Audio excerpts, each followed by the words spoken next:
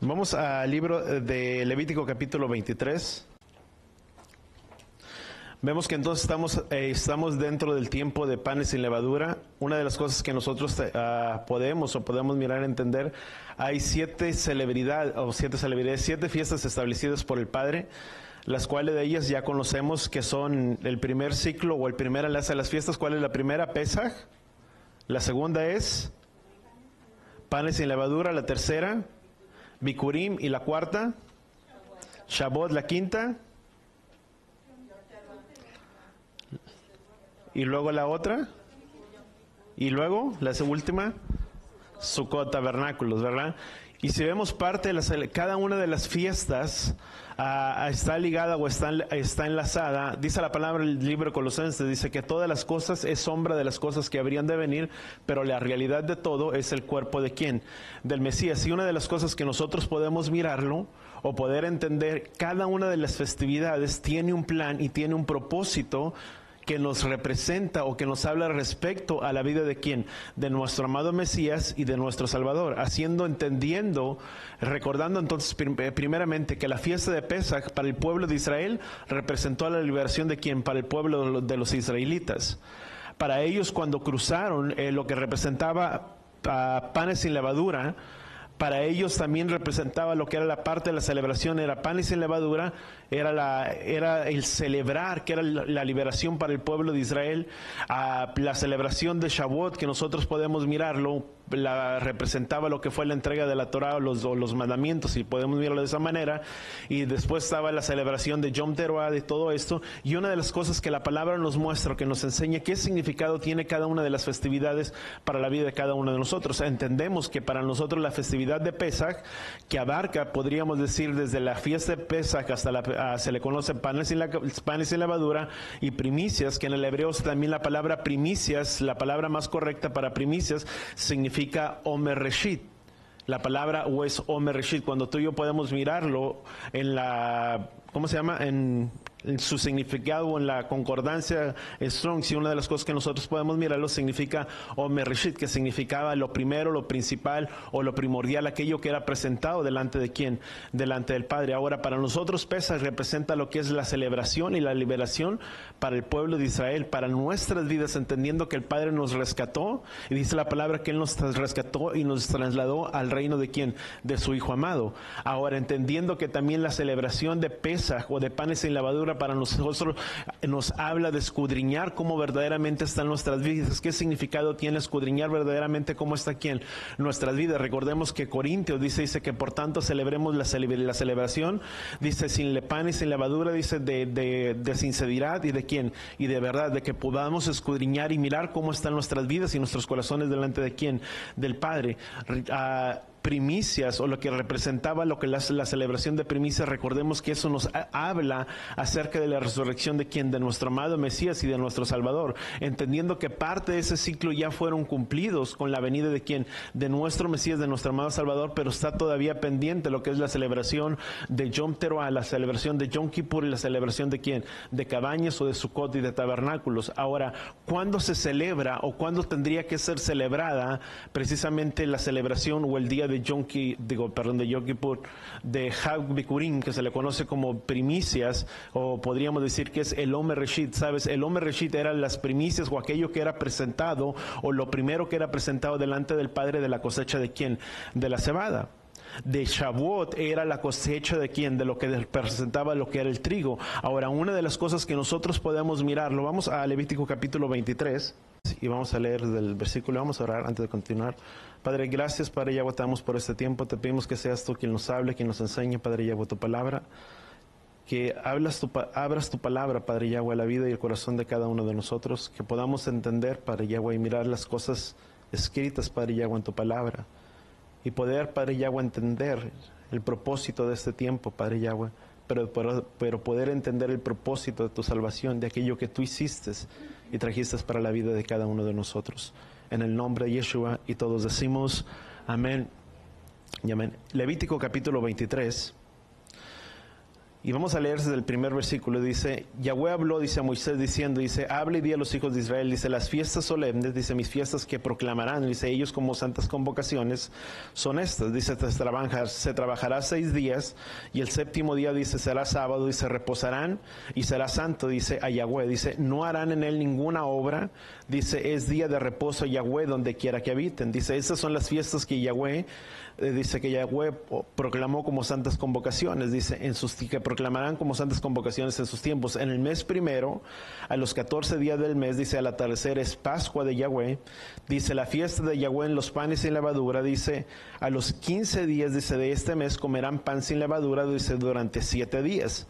Ahora, ¿durante cuántos días estamos ya comiendo por panes sin levadura? ¿Cuándo estaríamos terminando el tiempo de panes sin levadura? Hasta el día, no iba a decir mañana, no, pero mañana es domingo, hasta el día lunes sería el último día de panes sin levadura. Ahora, ¿qué vamos a hacer el día lunes? Nos vamos a estar reuniendo, como dice la palabra, se tendrán, dice, santa convocación el primer día y el último día. ¿Qué es lo que estaremos en ese último día? Sabes, como no hay nada especificado, algo que tú puedes decir, como hay un ceder establecido que tú puedes mirar, sino la palabra dice que será el último día, será santa convocación el primero y el último. Por lo tanto, lo que estaríamos teniendo es una santa convocación y podríamos decir que de cierta manera estaríamos teniendo un tiempo de adoración y de alabanza al Padre, pero también comer el último día de matzah, como dice la palabra, no solamente el propósito, porque a veces podemos decir, bueno, saco la levadura, pero tampoco no como levadura.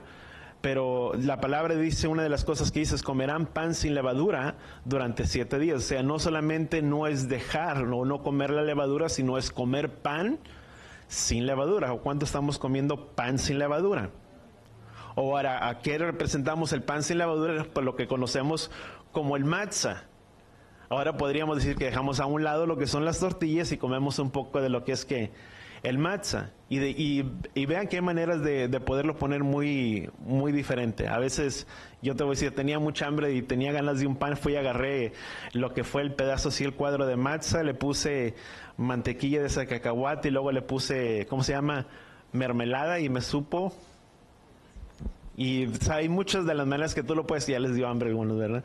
Y lo puedes poner, pero sabes, es la manera que tú lo puedes incorporar, dice la palabra, y se comerás por 7 días pan sin levadura, porque el propósito de estar comiendo pan sin levadura es también hacer una remembranza o tener conciencia de que tú y yo tenemos que tratar de vivir apartados durante todo ese tiempo. Ahora tú dices, bueno, ¿qué me pasa si no lo hago? Ahora yo no sé qué te puede pasar si no lo haces, Si bien la palabra, dice la persona que no lo haga, dice esa persona será apartada de mi pueblo. Ahora esa persona será cortada de mi pueblo. Y tú dices, bueno, ¿qué representación? Pues si no hemos muerto, o sea, ¿cuánta gente come pan leudado durante en este tiempo y todavía dices tú, bueno, si no les ha pasado nada, etcétera, etcétera? Sabes, yo no sé, pero lo que representa para la vida de uno, o lo que puede representar para la vida de uno, es guardar y aplicar el propósito o lo que la palabra está establecido para quién, para la vida de cada uno de nosotros. Hacerlo y aplicarlo, que de la misma manera que lo guardamos y lo estamos aplicando,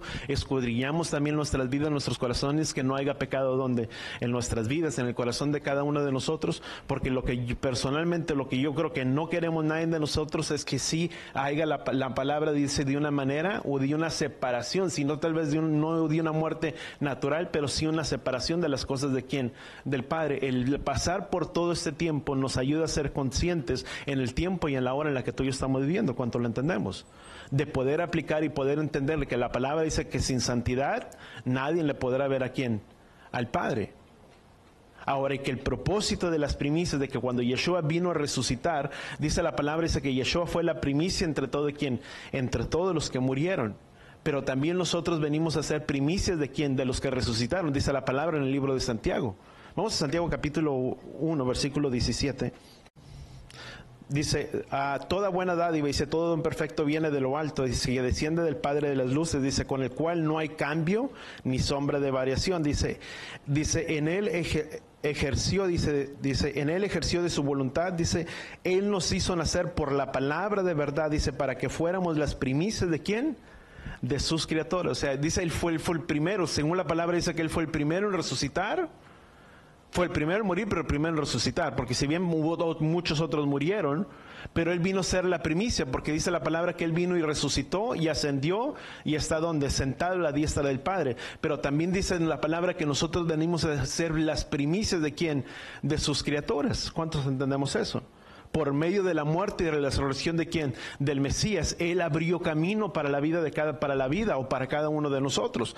Ahora, ¿cuándo se celebra o cuándo se podría celebrar de primicias? Voltea con la persona que está a tu lado, de primicias siempre va a comenzar dentro de la festividad de panes sin levadura.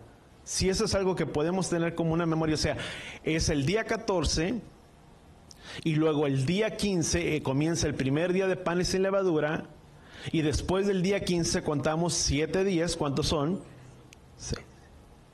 Y nos llevamos que hasta el día 21, 22, sí, ¿verdad? El 22, ahora son 7 días los que comeríamos que pan sin levadura. Y siempre dentro de esa celebración, dice, después del día de reposo, siempre va la celebración de primicias o de Bikurim, siempre va a estar dentro de la semana o de los 7 días de ¿qué? De panes sin levadura. Ahora, tú dices, bueno, ¿cuándo comienza esto? Y eso es importante que nosotros lo podamos entender, porque tú vas a ver, o ya tal vez, yo no sé si has visto, pero muchos tal vez ya comenzaron lo que fue el conteo del Omer. ¿Por qué hablo del conteo del Omer? Porque una vez que tú presentas lo que es la ofrenda, o esa ofrenda que traemos o que presentamos delante del Padre, o que es esa primicia, o que representaba esa primicia, después de ese día, cuando era presentado la primicia delante del Padre, se contaba lo que tú y yo conocemos como el conteo del Omer, que eran durante 7 semanas completas. Y ahora tú dices, bueno, ¿en cuál semana es cuando tenemos que contar o tenemos que hacer el conteo del Omer? Porque si bien la palabra, cuando tú puedes mirarlo, el día 14 es cuando se celebraría la Pascua o Pesaj, pero el día 15 tendrán santa convocación el primer día. ¿Por qué nos habla de una santa convocación el primer día? Porque es el primer día de ¿quién? De panes sin levadura, y el último día de panes sin levadura también habría una santa convocación. ¿Cuántos vamos bien hasta ahí?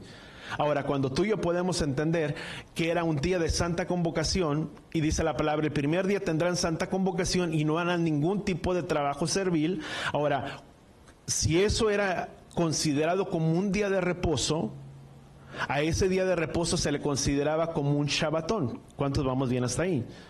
O sea, no haríamos nada de trabajo servil o ningún tipo de trabajo el primer día, que sería el día 15, que comenzamos cuando fue en esta semana, cuando comenzamos el día lunes al martes, y luego lo que es el último día panes sin levadura, que es el último día, que sería el día lunes.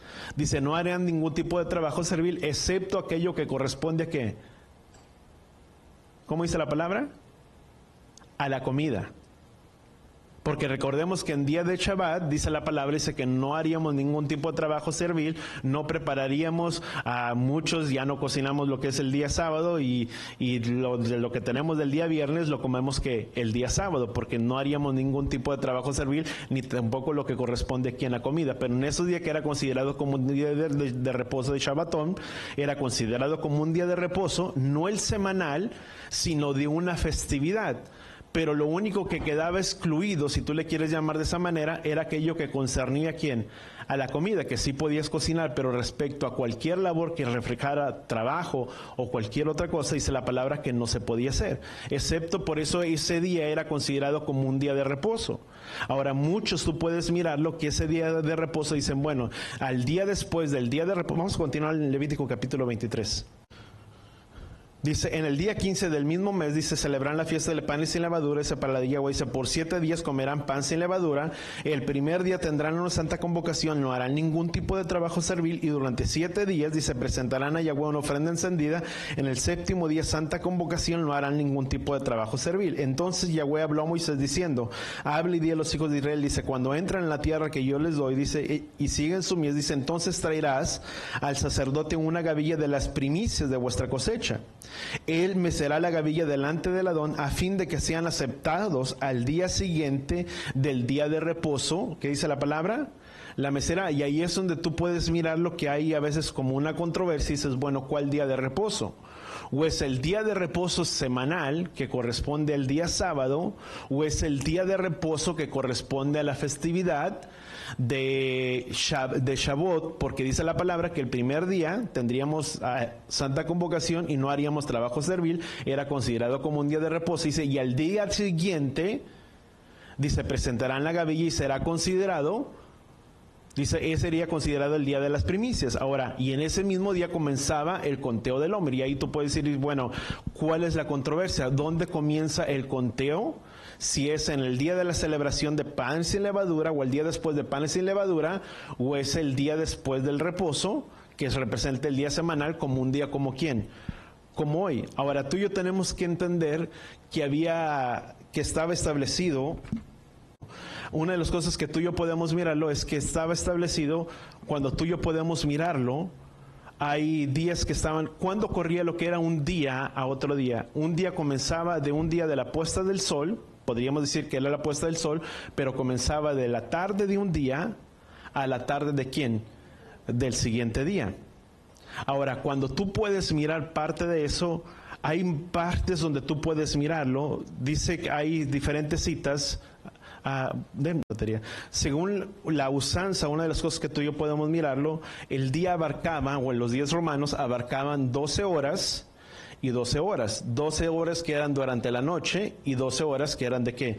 Durante el día. Ahora, estaba dividido, si tú lo quieres mirarlo de esta manera, estaba dividido por segmentos. Durante el tiempo de la noche estaba dividido en 4 vigilias. Cada vigilia estaba representado por alrededor de ¿cuántas horas?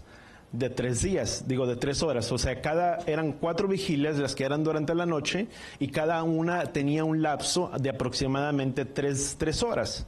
Era la primera vigilia, la segunda vigilia, la tercera y la cuarta vigilia. Ahora, en los días del día, el primer segmento de lo que era el primer día o las primeras horas del día eran considerados como la primera, la segunda, la tercia, la cuarta, la quinta, la sexta, la séptima, la octava, la novena, que era considerado como la hora nona, que tú y yo podemos mirarlo entre las escrituras, la décima, la undécima y la duodécima, que era la hora, si tú le quieres mirar, la hora prima al amanecer, o de la sexta, lo que era alrededor de la mediodía. Una de las cosas cuando tú y yo podemos mirar la duodécima, era ya casi al finalizar, o la última hora que correspondía a quién, para terminar el día, porque estaban lo que eran la primera, la segunda, la tercera y la cuarta vigilia. Ahora, como referencia, una de las cosas, vamos a Mateo capítulo 20, versículo 3. Dice, y salió como a la hora tercera, dice, y vio parados en la plaza, dice, a otros que estaban, dice, sin trabajo, dice, y les dijo, dice, id también vosotros a la viña, dice, y les daré lo que sea justo, dice, y ellos fueron, y esas eran palabras de Yeshua. Pero ¿cuál correspondía, dice, la hora tercera? ¿Qué hora correspondía más o menos lo que era la hora tercera? Eran aproximadamente como alrededor de las 9 de la mañana, lo que era la hora tercera. Ahora, otra cita, Juan capítulo 4. Juan capítulo 4, versículo 6. Dice, y allí estaba en el pozo de Jacob. Dice, entonces Yeshua, dice, cansado del camino, se sentó junto al pozo, dice, y era como la hora que dice la palabra, la sexta. ¿Cuál era la hora sexta? Correspondía alrededor de la mediodía, como las 12, si tú le quieres llamar. Las 12 de la tarde, que podríamos decir nosotros. Ahora, Juan capítulo 4, versículo 52. Dice, Juan capítulo 4, versículo 52, dice, entonces le preguntó, dice, ¿a qué hora? Dice, le preguntó, dice, ¿qué hora que había empezado, dice, a mejorar? Y le dijo, respondieron, dice, ayer a la hora séptima se le quitó la fiebre. ¿Cuál era la hora séptima? La 1 de la tarde. Podríamos decir, o aproximadamente a la 1 de la tarde. Ahora, Mateo capítulo 20, versículo 6. Dice, y saliendo como a la hora 11, dice, encontró a otros parados y les dijo, dice, ¿por qué habías estado aquí? Dice, parados, dice, todo el día sin trabajar. Y ellos dijeron, dice, porque nadie los contrató, dice, y les dijo, dice, ir también vosotros, que dice la palabra, a la viña. Pero dice que estaban todos como a esa hora, era la hora 11, eran alrededor de las 5 de la tarde. Porque la duodécima era la primera hora, o era la hora de quien ya casi para finalizar el día, eran aproximadamente, podríamos decir que era de las 6 de la tarde, o comenzaba de las 6 de la tarde, a las 6 de la tarde el siguiente día se concluía un día completo. Ahora, estaban también lo que tú y yo entendemos, que eran las vigilias, o la primera vigilia, que eran las horas que correspondían a la noche. Vamos a Hechos capítulo 23, Hechos 23, y ahorita vamos a otro. Hechos capítulo 23. Versículo 23, dice, y llamando a 2 de los centuriones, dice, preparar, dice, 200 soldados, dice, para la hora tercera, dice, de la noche, dice, con 70 jinetes, dice, y 200 lanceros, dice, para que vayan a Cesarea. Pero dice la palabra, dice, que prepararon 200 soldados, ¿para qué hora? Para la hora tercera de la noche. ¿Cuál era la hora tercera de la noche? Aproximadamente alrededor de las 9 de la noche. Porque era de la era duodécima, la séptima, la octava y la tercera hora, pero era de la noche, eso que respondía alrededor de las 9 de la noche. Ahora, a otra cita que tú y yo podamos mirarlo, a Marcos capítulo 13, versículo 25. No, es 35, no es 25. Marcos capítulo 13, versículo 35, dice, por tanto velar, dice, porque no saben, dice, cuándo viene el ladrón de la casa. Dice, si al atardecer, o a la medianoche, dice, o al canto del gallo, o al amanecer. Eso representaban que las 4 vigilias que representaban ¿cuándo? Durante la noche. Ahora, la segunda vigilia era llamada la medianoche, porque la primera vigilia correspondía de las 6, podríamos decirlo, hasta las 9. Y desde las 9 hasta las 12, eso era considerado como la segunda vigilia, que era llamada la vigilia de la medianoche. Ahora, que correspondía de las 9 a las 12. Sí, Lucas capítulo 12, versículo 38. Dice, ya sea que venga, dice, en la segunda vigilia, dice, aún en la tercera, dice, y los hay así dichosos los que aquellos, dice, dichosos son aquellos, dice la palabra, pero aquellos servos. Pero dice la palabra, dice, y ya sé que él venga en la segunda vigilia. ¿Cuál era esa segunda vigilia? Alrededor de la medianoche. Dice, o aún en la tercera, que correspondía desde las 12, o de la 1 hasta qué horas? Hasta la tercera. Ahora vamos a otra cita que tú y yo podemos mirarlo. La tercera vigilia,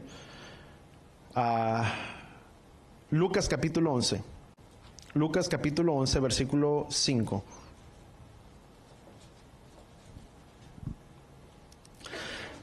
Dice, supongamos, dice, que uno de vosotros, dice, y también dijo, dice, supongamos que uno de vosotros, dice, tiene un amigo, dice, y él vaya a la medianoche, dice, amigo, dice, préstame, dice la palabra, 3 panes, pero esa era la segunda vigilia, o la vigilia que correspondía desde las 9 hasta las 12, que era conocido la vigilia de la medianoche. La cuarta vigilia es 11, ¿qué les dije? Lucas capítulo 11, no, a ver, permítanme, yo creo que apunté mal. Mateo capítulo 14, Mateo 14, 25.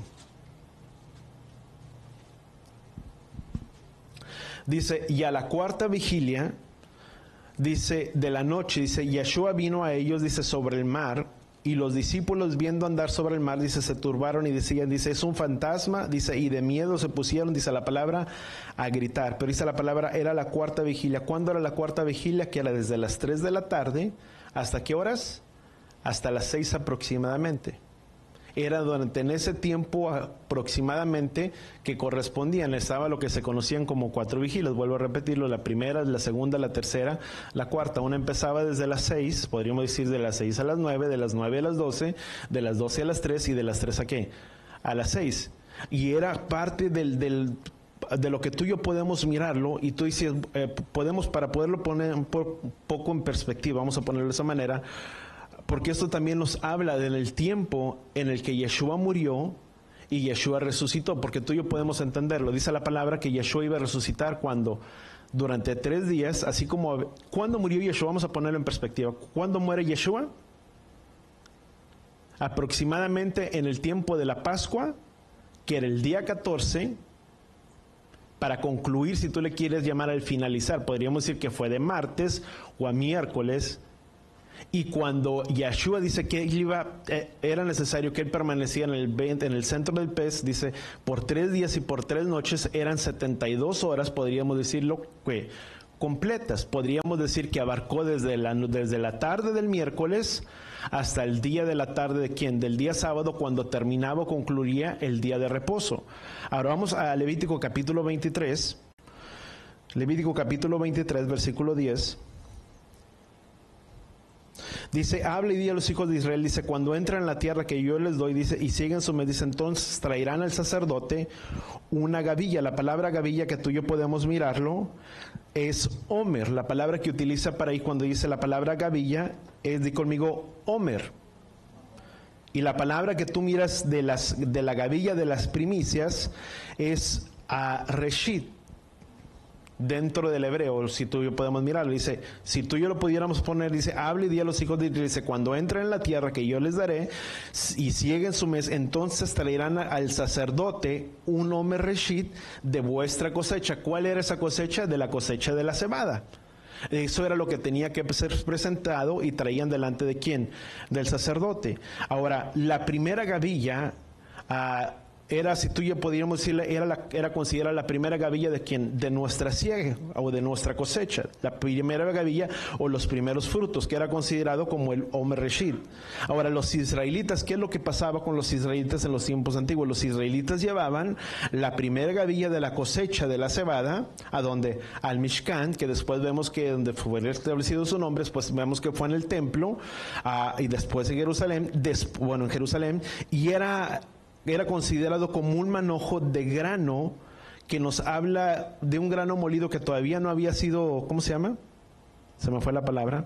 Que no había sido molido, o los granos no podían comerse hasta que fueran presentados delante de ¿quién? Delante del Padre.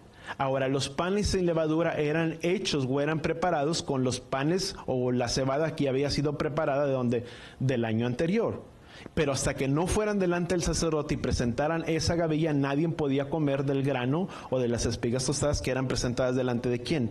Del sacerdote. Era el tiempo de la cosecha. Ahora, para el nuevo grano se llevaba el sacerdote y se ofrecía, y eso era considerado como una ofrenda mecida ante el Padre, y después se quemaba en el altar. Una de las cosas que era representativo era que ellos temaban, ellos bajaban y levantaban, era la manera en que bajaban, era eso considerado como una ofrenda mecida, se bajaba, se levantaba, se mecía hacia un lado, hacia otro, pero era representación, primeramente era de la tierra hacia donde, era levantado de la tierra hacia el cielo, era considerado como una ofrenda mecida que era presentada ¿para quién?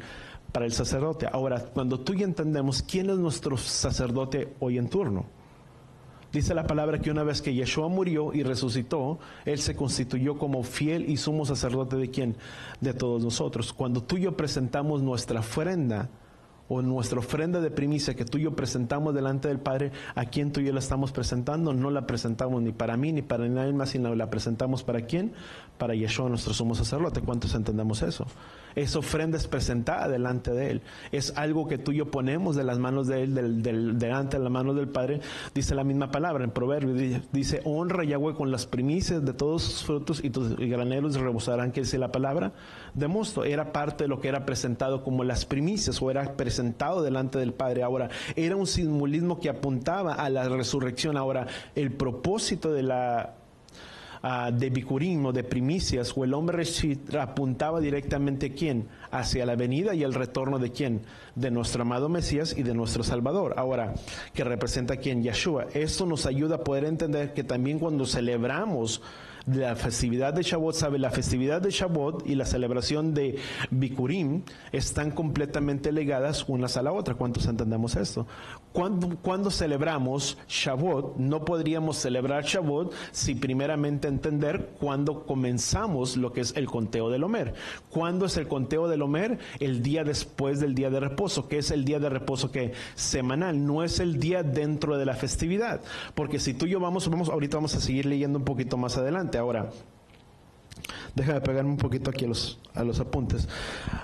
Bueno, eso nos ayuda a poder entender lo que se celebrará la festividad de Shavuot, lo que es Pentecostés, tenemos que entender que es contar o iniciar el conteo bien para poder terminar, porque son 7 semanas completas. La palabra dice que tendríamos 7 semanas completas. Ahora, si tú y yo comenzáramos el conteo, por decirlo de una manera, el día martes, del primer día de panes sin levadura, dice, contará 7 semanas, que dice las palabras, completas. Y podríamos decir que hasta cierto punto está bien, porque era considerado o es considerado como un día de reposo. Pero 7 palabras completas no tienen cumplimiento si tú llegas hasta el tiempo de Shavuot, hasta el tiempo de Shavuot, si tú llegas hasta la otra semana ya no es un tiempo de Shabbat, ya es un día de la semana que regular, por lo tanto no estaríamos contando 7 semanas completas. Ahora, la celebración de Bikurim y Shavuot son fiestas que van tomadas una juntamente de la otra. ¿Por qué digo que va juntamente una ligada de la otra?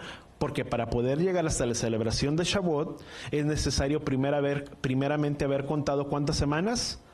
7 semanas, dice, contará 7 semanas, y después de la 7ª semana, dice, será la festividad de Shavuot.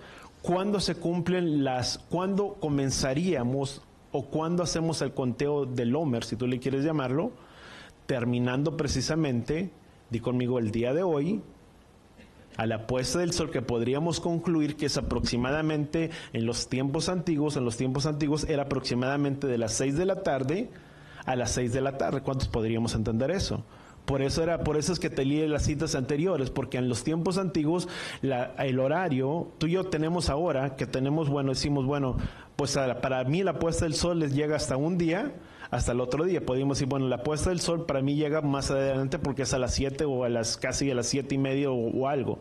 Pero en los tiempos antiguos, la puesta del sol era aproximadamente de las 6 de la tarde a las 6 de la tarde ¿de quién? Del siguiente día. Eso concluía un día completo.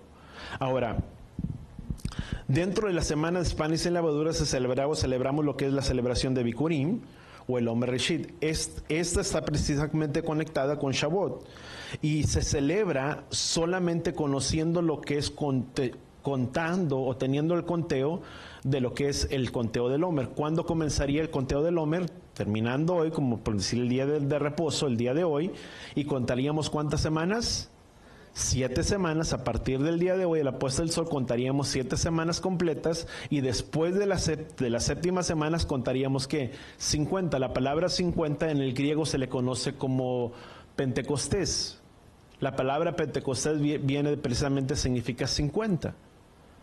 Por eso es cuando tú puedes mirarlo en el libro de los Hechos, cuando los discípulos estaban celebrando la celebración del libro de, cuando dice, y se llegó el tiempo de Pentecostés o el día de Pentecostés, pues no era, eso era en el griego, pero en realidad lo que ellos estaban haciendo, habían pasado por el conteo de las 7 semanas, como dice el escritor, y se contaríamos 7 semanas, y después a la 7ª semana contaríamos 50. Y cuando Yeshua dijo, no se muevan de aquel lugar hasta que sean investidos por el poder de ¿dónde?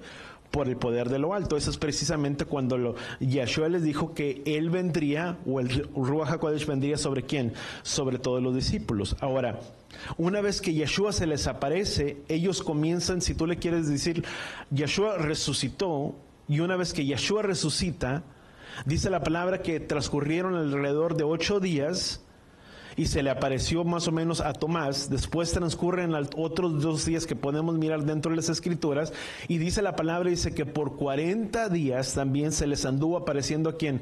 A todos los discípulos. Ahora, ¿cuándo es cuando Yeshua viene y resucitó? Vemos que entonces Yeshua murió el día 14, es enterrado, si tú le quieres poner, casi al atardecer el 14, puesto en el sepulcro en el día 15. ¿Y cuántos días permanece en el sepulcro, si tú le puedes llamarlo? 3 días y 3 noches. 3 días y 3 noches. ¿Cuántos entendemos eso? Dice, cada uno en su debido orden. Dice el Mesías, las primicias, luego los que son, dice la palabra, en su venida. ¿Cuándo serán en su venida? Todos nosotros, cuando el Mesías venga, cuando el Mesías retorne, dice la palabra, cada uno que dice la palabra en su debido orden. ¿Cuál es en su debido orden? La primera venida, dice la palabra, que el Mesías fue la primicia de todos los que dice la palabra. Dice, pero cada uno en su debido orden. Dice, el Mesías, las primicias, el Mesías fue la primicia de todo. Dice, después, dice, me quedé aquí. Dice, versículo 22, así como el Mesías dice, por cada uno en su debido orden, dice, luego los que son del Mesías o los que son del Cristo, dice, en su venida. ¿Cuándo será en su venida? En su retorno. ¿Cuántos esperamos ansiosamente la venida y el retorno de nuestro amado Mesías y de nuestro Salvador? Dice la palabra, y todos los que estén en Él, seremos también que juntamente con Él. Pero dice la palabra que la primicia principal, ¿quién es? Era Yeshua. Ahora, ¿qué es lo que hacían las personas cuando venían delante y presentaban sus ofrendas? Sabes, la palabra dice que una de las cosas que ellos hacían, ellos tomaban esa ofrenda y la llevaban al sacerdote. Sabes, ellos mecían esa ofrenda delante del sacerdote, o no, mejor dicho, el sacerdote mecía esa ofrenda para que fueran presentados como la primicia, dice la palabra, de entre todas las cosas. Y sabes, era un tiempo de ceremonia, donde muchos a veces tomaban un tiempo para danzar, para alabar o para glorificar al Padre. Cuando tú y yo venimos y tomamos y presentamos esa ofrenda delante de Él, ¿qué estamos reconociendo? Que precisamente es el dador de todas las cosas. Que cuando tú y yo podemos entender, ¿sabes? Una de las cosas que el Padre, el pueblo entraba y tomaban de las primicias y ellos entraban a aquel lugar, ¿sabes? El pueblo no había cosechado ni habían entrado, ellos habían estado ¿dónde? En el desierto. Y una de las cosas cuando ellos entraban, hay algo que tú y yo podemos encontrar en el Deuteronomio capítulo 26, dice, porque nuestros padres, dice, fueron esclavos, ¿dónde? En la tierra de Egipto. Mas ahora entramos a este lugar. ¿Quién les estaba proveyendo todas las cosas? ¿O quién estaba proveyendo para ellos la cosecha? Él. Porque ellos venían de entrar de la tierra de Egipto. Ellos no habían tomado un tiempo para ¿qué? Para cosechar, para cultivar. Dice, mas cuando entrar, dice, traerás a él de las primicias. Era reconocer, ¿sabes? La primicia era reconocer, ¿sabes? El hombre Reshit era precisamente reconocer que era el primero y que él era el principal. O sea, era lo primero, lo principal. No era solamente traer lo principal o lo primera espiga que crecía. La primera espiga que crecía no solamente era presentarla de esa manera, sino era la que estuviera mejor en calidad de ser presentado ¿para quién?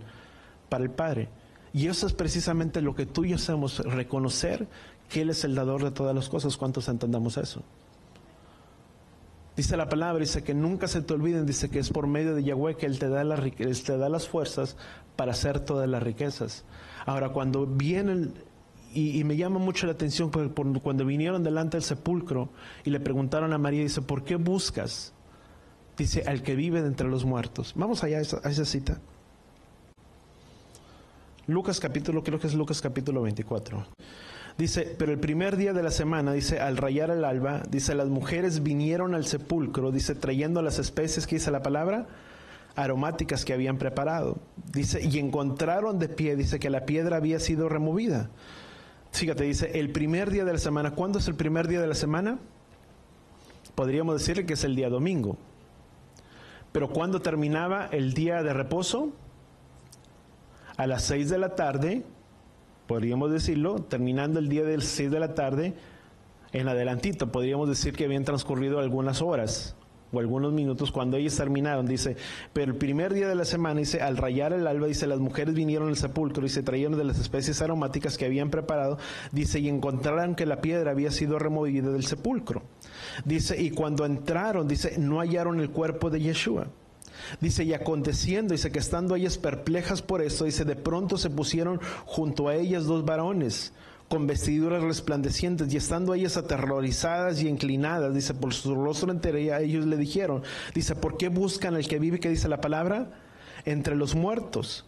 Dice, siendo el Hijo del Hombre, dice, debía ser entregado, dice, en manos de los hombres pecadores, dice, ser crucificado el tercer día. Dice, entonces ellas se acordaron de las palabras y regresando del sepulcro, dice, anunciaron a todas las cosas, dice, a los 11, todas las demás cosas. Pero ¿qué es lo que ellas hicieron? Dice, cuando habían transcurrido el tiempo, dice, ellas entraron. Pero sabes, hay otro relato cuando dice que la palabra dice que primero unos de los discípulos entraron a aquel lugar. Dice, y yendo uno corriendo deprisa, entró y únicamente miró que el surayo con el que estaba Yeshua que envuelto. Y después dice la palabra que vino Pedro y entrando y miró que no se encontraba. Y después María, y que es una de las cosas que hacían cuando estaban mirando, dice que no se encontraba. Y ella mirando hacia un lado y hacia otro, miraba que el cuerpo del Mesías no estaba. Y dice, ¿al caso el Mesías nos lo han robado? Dice, porque no se acordaban de las cosas que el Mesías les había hablado. Qué importante es para nosotros poder entender las palabras que Yeshua ha dado a través de estas escrituras. ¿Cuántos entendemos eso? Para que podamos entender el tiempo y la hora en la que tú y yo estamos parados, el tiempo y en la hora en la que tú y yo estamos viviendo, y entender y recordar que precisamente un día como hoy, precisamente al terminar el tiempo de Shabbat, Yeshua murió y resucitó, siendo no solamente la primicia entre los que murieron, pero también siendo primicias cada uno de nosotros. ¿Cuántos entendemos? Sabes, la palabra nos cuenta a nosotros como cosecha también delante del Padre. ¿Cuántos damos gracias al Padre por ello? Amén. Y levantamos y extendemos nuestras manos delante de ti en esta hora, pidiéndote no solamente que tú nos guardes, pero que tú pongas tu nombre sobre la vida de cada uno de nosotros. Yevarejeja Yahweh beish bereja, Yaer Yahweh panabeleja bijuneja, Isaac Yahweh panabeleja beyasem leja shalom, Beshen Yeshua HaMashiach. Que Yahweh te bendiga y que Yahweh te guarde, que Yahweh haga resplandecer su rostro a ti, incline su rostro a ti, ponga en ti shalom, en el nombre de Yeshua. Y todos decimos amén y amén. Vayamos en paz, en shalom.